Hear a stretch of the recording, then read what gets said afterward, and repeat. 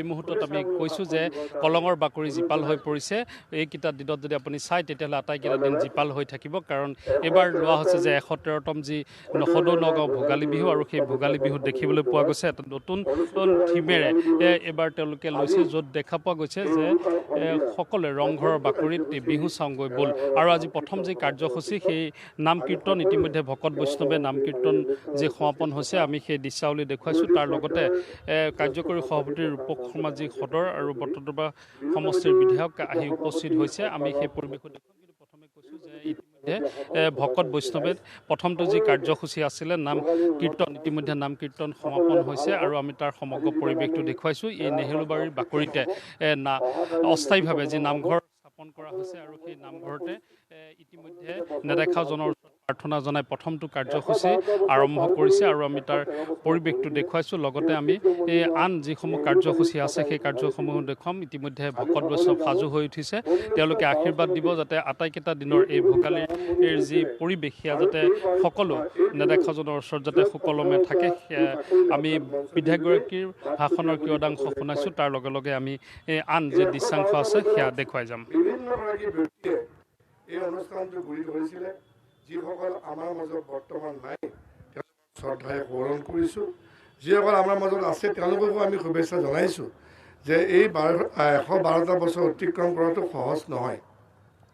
কিন্তু এটাই অনুষ্ঠান, যিটো অনুষ্ঠান নগঞা সমাজ জীৱনৰ প্ৰতিগৰাকী ব্যক্তি, ইয়াত কোনো ধৰ্ম ব্যক্তি ৰাজনৈতিক বিশেষে সকলোৱে একলগ হৈ পেলাই একেখন মঞ্চত আহি একলগ হোৱা এটাই অনুষ্ঠান হৈছে এই নেহেৰুবালিৰ ভোগালী বিহু। আমি সুন্দৰকৈ আজিৰ পৰা অহা ১৮ তাৰিখলৈকে এই বিহু উদযাপিত কৰিম। প্ৰতিদিনাখনেই সুন্দৰ সুন্দৰ অনুষ্ঠান, যিধৰণে পৰম্পৰাগত খাদ্য সম্ভাৰৰ পৰা আৰম্ভ কৰি খেল ধেমালিৰ পৰা আৰম্ভ কৰি সাংস্কৃতিক অনুষ্ঠানৰ পৰা বিভিন্নসমূহ আছে। আৰু এইবাৰো আমি ৰংঘৰ আকৃতিৰে লগতে আমি বিভিন্ন ধৰণৰ আমাৰ থলুৱা যি চাংঘৰৰ পৰা আৰম্ভ কৰি থলুৱা এটা গাঁৱৰ এটা পৰিৱেশ দিয়াৰ চেষ্টা কৰা হৈছে, যিখন পৰিৱেশ আমি দেখুৱাবৰ কাৰণে ভিডিঅ' জাৰ্নেলিষ্ট সোণমণিক আহ্বান জনাইছোঁ। আমি পৰিৱেশটো এবাৰ দেখুৱাই লৈছোঁ। ইয়াৰ পৰৱৰ্তী সময়ত যি ভকত তেওঁলোকে ব্যৱস্থা কৰিছে আমি সেয়া দেখুৱাম যে নেহেৰুবালি বাকৰি এতিয়াও যথেষ্ট সংখ্যক লোকে আজি দিনা প্ৰথম দিনটো কাৰ্যসূচী যিহেতু আৰম্ভ হৈছে, দেখিবলৈ পোৱা মূল যি প্ৰৱেশদ্বাৰ আছে তাত দেখিবলৈ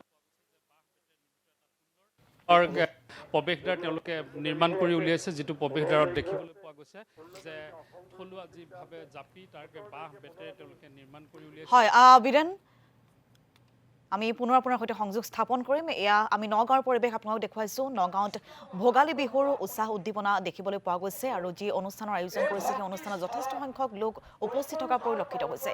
ৰংঘৰৰ বাকৰিত বিহু মাৰংগৈ বল থিমেৰে আয়োজন কৰা হৈছে এই ভোগালী বিহু উৎসৱৰ, আৰু আজিৰ পৰা ১৮ জানুৱাৰীলৈকে চলিব এই অনুষ্ঠান। নেহেৰুপালিত এই অনুষ্ঠানক লৈ ব্যাপক উৎসাহ উদ্দীপনা দেখিবলৈ পোৱা গৈছে। নাম প্ৰসংগৰ মাজেৰে এইদৰে অনুষ্ঠিত হয় আজিৰ অনুষ্ঠান, আৰম্ভ হয় আজিৰ অনুষ্ঠান। তাৰপিছতে আজি উৰুকাৰ নিশা সকলোৱে লগে ভাগে একেলগে কটাব, নিশাৰ ভোজ ভাত একেলগে খাব সকলোৱে, আৰু তাৰপিছতে কাইলৈ দিনটোতো ভোগালী বিহু উদযাপন কৰিব নেহেৰুবালিৰ লোকসকলে। আমি পুনৰ পোনপটীয়াভাৱে গৈছোঁ আমাৰ সাংবাদিক বীৰেন বৰা। পৰিৱেশ আমি দেখুৱাই গৈছোঁ, আৰু এই মুহূৰ্তত আমি যিখন বাকৰি আপুনি যদি চায় তেতিয়াহ'লে য'ত আমি কৈছোঁ যে ১১৩তম নগাঁও ভোগালী বিহু উৎসৱ উদযাপন সমিতিৰ যি মূল তেওঁলোকে এইবাৰ থিম লৈছে যে ৰংঘৰৰ বাকৰিত বিহু চাবলৈ যাওঁ, আৰু সেই পৰিৱেশটোৱে তুলি ধৰিছে, য'ত সুন্দৰভাৱে তেওঁলোকে দেখিবলৈ পোৱা গৈছে ৰংঘৰ সাজিছে। তাৰ সন্মুখত ৰংঘৰৰ সন্মুখত আহোম যুগৰ পৰা যি চলি অহা যি ম'হৰ যুঁজ, আৰু সেই ম'হৰ যুঁজ ৰংঘৰৰ বাকৰিত হয়, আৰু সেই ম'হৰ যুঁজো তেওঁলোকে ইয়াত উপস্থাপন কৰা দেখিবলৈ পোৱা গৈছে প্ৰতীকী ৰূপত। তাৰ পিছতে যদি আমি চাওঁ তেতিয়াহ'লে এখন সুন্দৰ গাঁও, য'ত মৰণা মৰাৰ পৰা গৃহস্থৰ চোতালত মৰণা মৰাৰ পৰা আৰম্ভ কৰি সেই পৰিৱেশটো তাত দেখুওৱাৰ চেষ্টা কৰিছে। তাৰপিছতে তেওঁলোকে এখন ৰাখিছে যে পথাৰ আমাৰ পৰা যদি বাওঁফালে কিছু সুবিধা হয়, আমি ভিডিঅ' জাৰ্নেলিষ্ট সোণমণিক দেখুৱাবলৈ আহ্বান জনাইছোঁ যে কিছু আগলৈ যদি আপুনি চায় তেতিয়াহ'লে দেখিব যে এখন সুন্দৰ গাঁও, যিখন গাঁৱৰ পথাৰত ধান দেখিবলৈ পোৱা গৈছে। হয় বীৰেনপুৰ, এই মুহূৰ্তত আপোনাক ধন্যবাদ জনাইছোঁ।